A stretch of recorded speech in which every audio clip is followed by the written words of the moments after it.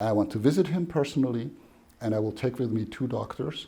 So I have independent, medical, science-based, information, because I knew it was going to be politicized, and a lot of pressure would be on my mandate to come up with some conclusions. And so I didn't expect to find torture, to be honest.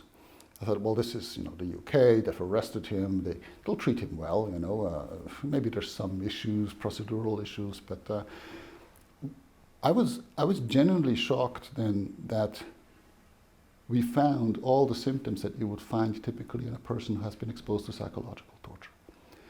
And in that context, I have to stress that psychological torture is by no means torture light.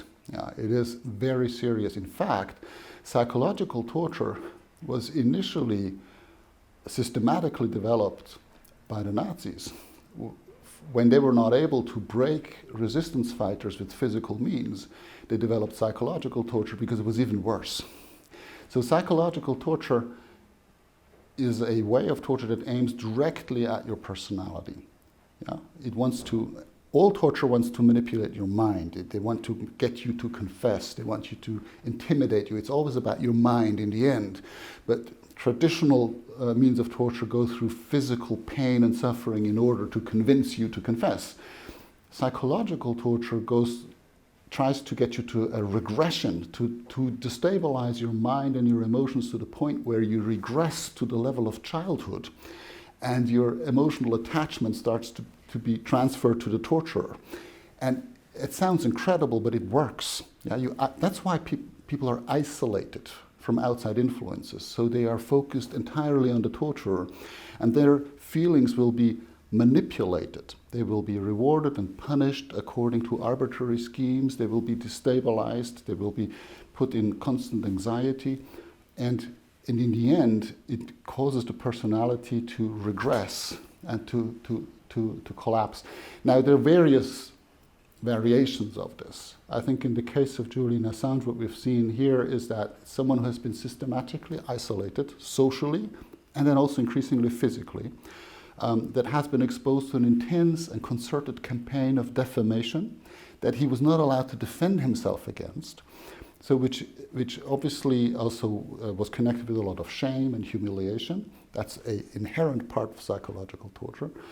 And then this constant anxiety to be extradited to a country where he will be subjected to draconian punishments for having conducted journalism. And knowing that he will never get a fair trial, and he's likely to spend the rest of his life in the so-called Supermax prison, where all human rights organizations of any name and respectability agree that these conditions of detentions amount to torture and other ill treatment.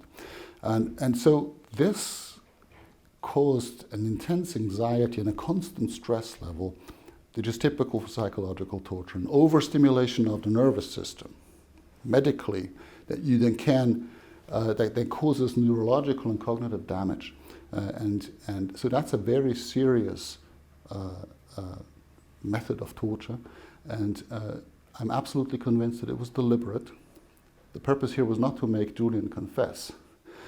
The purpose here was to intimidate the rest of the world, because intimidation is the principal purpose of most torture that's being used in the world. It's not interrogation, because the interrogator knows that if he tortures the victim, he might not get the truth. He's not stupid, but he knows that he will intimidate. For this, torture is very effective, and for this it is being used throughout the world. And so just as women are raped on the village square to intimidate the population, like this, torture is being used against Julian Assange to intimidate the world, to show them, if ever you get the idea to disclose our secrets and to expose our dirty laundry to the world, this is what's going to happen to you.